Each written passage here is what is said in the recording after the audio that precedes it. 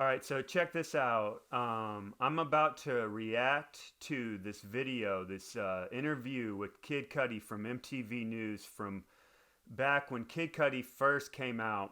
Okay, the name of the video is called "A Day with Kid Cudi." A day, right? You could just read that and go, it's a day with Kid Cudi, but no, it's an inside joke. A day, right? My name is Andy Day. If you didn't know that, A day, Kerm A day. My rap name is Kerm. Okay, that's very important that you know this. It's also very important to know that the name of the album was called Man on the Moon, The End of Day, right? The End of Day. Because that is an inside joke, right? That is an inside joke between Kanye West, Plain Pat, Kid Cudi, and Wes Allmond, right? They took my ideas, right? And they took my concepts and they created Kid Cudi from my concepts. So when they say the end of day, that means no rap career for A day, rap career for Kid Cudi. So let's go ahead and move along and react to this clown. When MTV News named Ohio-born rapper Kid Cudi as one of our MCs to watch in 2009, it was mainly off the buzz of his infectious song Day and Night. But when a video... Wait. The song itself is called Day and Night. Do I need to say anything else? The idea for that video I thought was very creative, and I was all for it, you know what I'm saying, because it allowed me to even just joke around and show a different side of me. That's why I was in that video, like, acting a fool. It's because, like, that's what my whole MO is, just being me to the fullest. Okay, so if your MO is being you to the fullest, then why are you trying to be me, right? Why are you wearing your beanie like that? You know what I mean? I'll tell you why you are. Because back in the day, I had posted a photo of me on MySpace wearing my beanie, this exact beanie, like that. And guess who took that idea and gave it to you? Wes Allmond, the guy that ghost wrote the script to this entire interview. His name is Wes Allmond, and he's friends with Plain Pat and Kanye West, okay? And a guy named Happy. So that's why you're talking about being me when you're talking about being you. You're not the real lonely stoner, okay? He's not the real lonely stoner. Let's carry on. I thought it was really creative, and it allowed me to get my acting on. So I was like, okay, but... Okay. What did he just say right there? Key fucking concept of the video. He just exposed himself as a fucking fake. Listen. He said it gave me a way to be creative and get my acting on. He just admitted that he's not a real rapper. He's an actor. You know who's a real rapper? Me. I'm a real rapper. Check out this rap, okay? I wrote this rap about this guy. Check it out. I'm kind of high right now if I can fucking even remember it. Okay, yeah, it's called The Takeover. Yeah, The Takeover. The shake is over. You can tell Kid Cudi, it's game over. It's time to heal the toxic shame of a fake stoner, cause Scott Mescudi is a fake ID. Faker than a transgender woman to be on MTV dressing like me. But he can't rock a micro expression like me. It don't take Paul Ekman to fucking distinguish your body language says you're a fake bitch. That's why I'm here to extinguish your flame like rain hits, cause you're fake, bitch. I'm just gonna end it there. I gotta get in the studio and record those vocals. All right, feel me on that later on those vocals. For now, all right, we're gonna continue on and see what the hell this clown is fucking talking about besides acting like a rapper. It was just like they didn't acknowledge any of our changes or any constructive criticism that we gave. He said they didn't acknowledge the changes to the video that they wanted done. Okay, so there's a little story that is known in St. Louis that Jermaine Andre had me edit a video for him. All right, he wanted some changes done to it. He wanted me to take photo or a clip of him screaming out of the video. I didn't have time at the moment, so I was like, yeah, I'm not gonna get to that right now. And they got their panties in a bunch, right? So they're mad that I didn't take the clip out, but I wasn't under contract with Jermaine. Okay, I was paying for a membership to his studio academy, his martial arts academy studio, right? And they told me, you know, they'd introduce me to people at Saturday Night Live if I did good video work for them, right? And who are they? Jermaine Andre, Rob Evans, Coco from Basement Beats, and Wes Allmond. Okay, Wes Allmond is the ghostwriter for this script. Did I say that already? I'm not sure. I'm kind of fucking high. So then, like, we sent our ideas in, and then, like, maybe like 3 hours later, it was just like, oh, whatever, I guess, and just put it out. And I'm like, man, like, they didn't even give us a chance, like, to even, like, say anything about it. Luckily, Cudi got another shot. So for the official video for Day and Night, he turned to French artist and director, So Me. Did anybody else remember, like, back in the day, you had this saying called one hit wonder? That's what this guy is, okay? He's got this one hit and you wonder where the fuck he came from and who's funding his videos, because ain't no kid from Cleveland that isn't a straight up baller hiring all these other people to do his videos and is on MTV. It's just period, okay? Plain Pat is backing this guy, and Plain Pat is buying the concepts from Wes Allmond and Chrewd Marketing and Rana Deb Chua do fucking douchebag. Feel me on that. He gave us the rough idea. Actually, it wasn't even a treatment. It was kind of like a paragraph, like, this is what's gonna happen. And it was like, okay, we're gonna trust you because you're a genius. They sent us a rough edit first, asked us what we thought, and if we wanted to make changes, like the process is supposed to go. Like the process is supposed to go. And then he goes, huh? And then looks up, right? Because in the back of his mind, what he is thinking right there is that he is lying. That's called a micro expression, okay? He just gave it away again with his own body language that it's a lie. And we didn't have any changes. We were like, man, this is so dope. So perfect. But where'd you get the idea from? Where'd you get the idea from? Wes Allmond and a guy named Rob Evans. I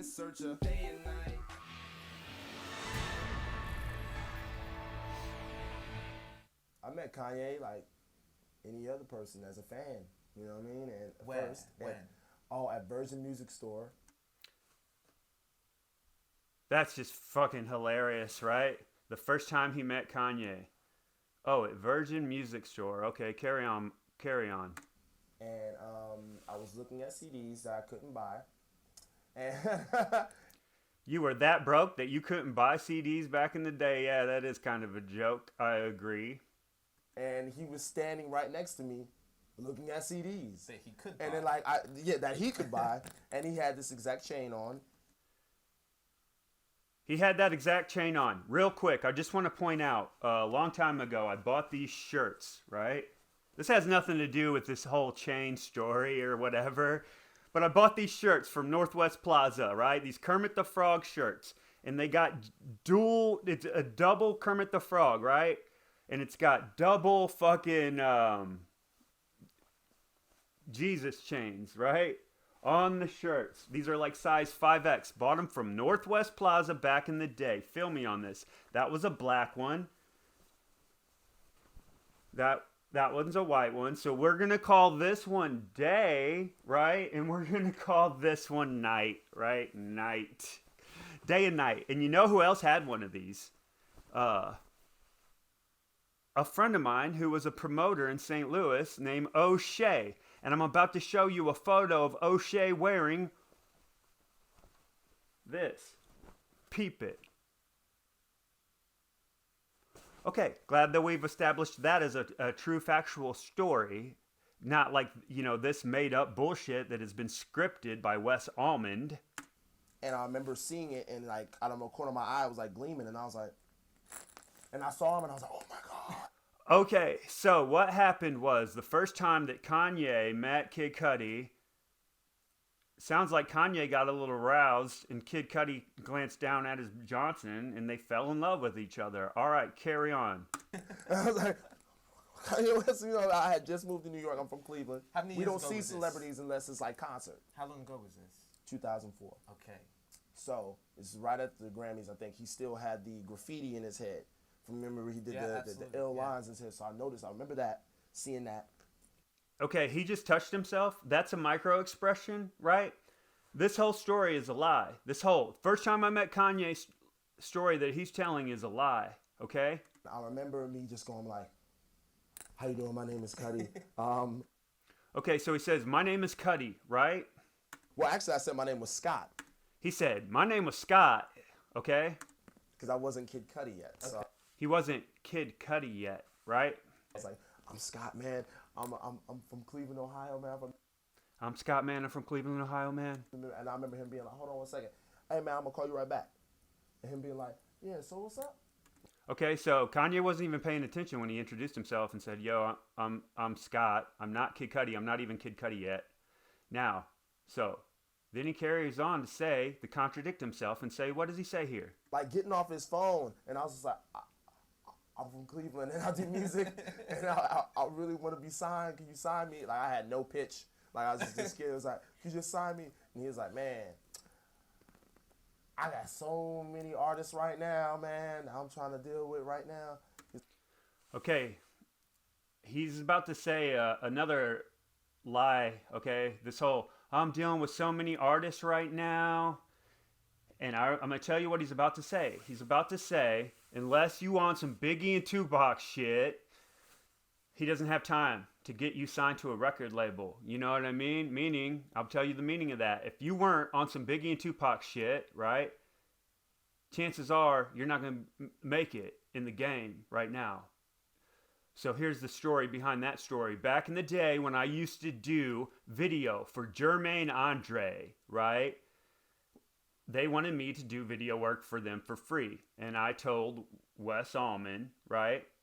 I told Wes Allmond that I don't have time to do video work for everybody for free right now because I'm doing work for a lot of artists, which I was. One of them was Cass Haley, okay? A reggae group from Springfield, Missouri called Ja Roots, right? Josh Heinrichs.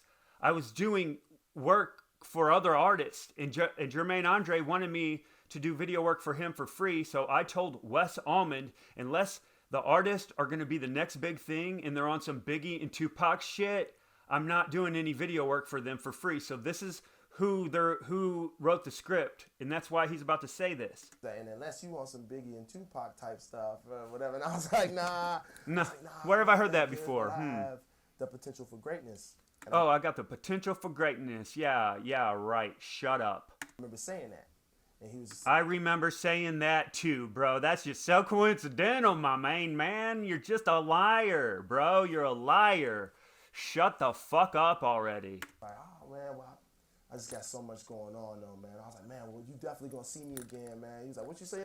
So, okay, he's already said, going back to what I said, right? He goes, hey, my name's Scott, right? Oh, Kanye didn't hear you. So later on, he goes, then Kanye says to Scott, hey, what'd you say your name was again? Your name was again? I was like, "Scott, but my rap name is Kid Cudi, you know?" Scott, but my rap name is Kid Cudi. So he, right then and there is when he came up with the rap name Kid Cudi. He was like, I'm not even Kid Cudi yet. Until you fucking acknowledge you talking to me, and now I'm Kid Cudi all of a sudden. Boom, a star is born. Congratulations. So be checking for me. But they're just scripting this. Juan Pablo, who told you about that? Who We told you have about our Juan source- Pablo? Who's Juan Pablo? Who told you about Juan Pablo? Was that Pat? Who said this? Well, Juan I didn't Pablo. say- Pat? Are you talking about Plain Pat? Plain Pat scripted this, or was it Wes Allmond? Who did it? Who's the scriptwriter? Who's the ghostwriter? Who you basing your whole style off of? You fake ass bitch. You wanna be me. You always have wanted to be me. You couldn't come up with your own creativity, so you had to interrupt some real flow of chi. Feel me on that. A really crappy performance. No, they're gonna say that dude, Kid Cudi, Right. gave a crappy performance. He's whack. Well, you are whack because you're fake. And the guy that scripted that whole fucking interview, his name is Wes Allmond. And I know because it was all based off me and what I said in a private conversation to Wes Allmond. How'd you get linked up with Kanye West? My manager, Plain Pat, has been Kanye's A&R since his first album. So we always had that connection, but we never really reached out. Like, I really wanted to perfect my sound and perfect my thing before I even wanted to reach out to anyone. So, how'd he get hooked up with Kanye West? Okay. He didn't meet him at no record store, right? That was just a fucking made up story just to piss me off, right? Wes Allmond, this is how this shit works, right? Wes Allmond needs a creative person to rip off, so Wes Allmond pitches the script. So the whole story about how he met him at a record store is not true. You know, and I felt like that was important as an artist. It's like first impressions are important. So my first impression is that this guy's fake. we worked at it. We got day and night to the point where it was like everywhere, and Kanye couldn't help but hear it everywhere. And we dropped the mixtape, and then he heard more songs, and he was immediately into it. Reached out to Pat, and the rest was history. Yeah. Well, Now that's all a lie. I'm not even gonna explain it all, but I will say this. All right. He just said that his manager is Plain Pat, which is Kanye's A&R, okay? Plain Pat is friends with Wes Allmond. Now, you heard him in a previous interview say that the first time that he met Kanye West was as a fan, right? Met him as a fan, 2004, right? Well, ago see was this? celebrities unless it's like concert. How long ago was this? 2004. Okay. So it's right at the Grammys. I think he still had the graffiti in his head. I'm about to tell y'all a true story, okay? True story. The first time I met Kanye West, okay?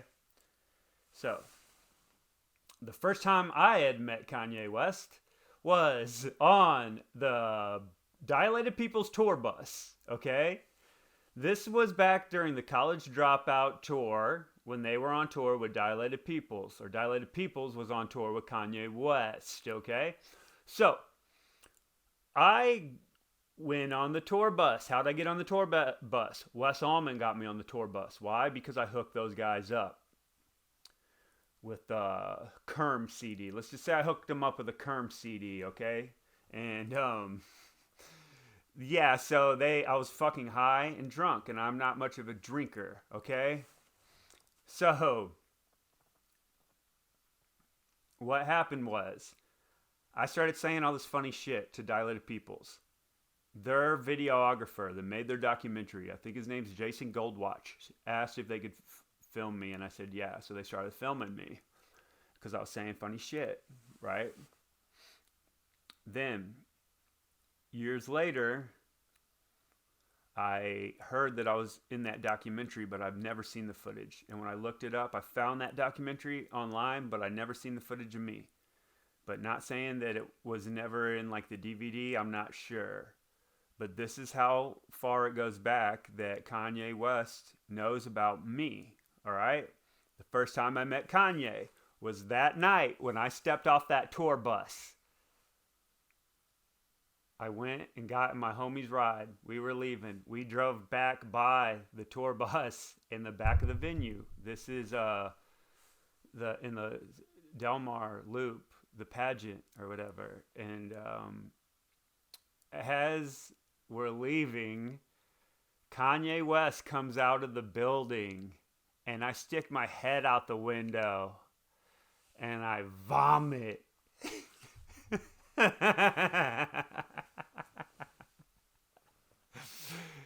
And this is also true. Back then, I used to date this girl, and Kanye West hit on her that night.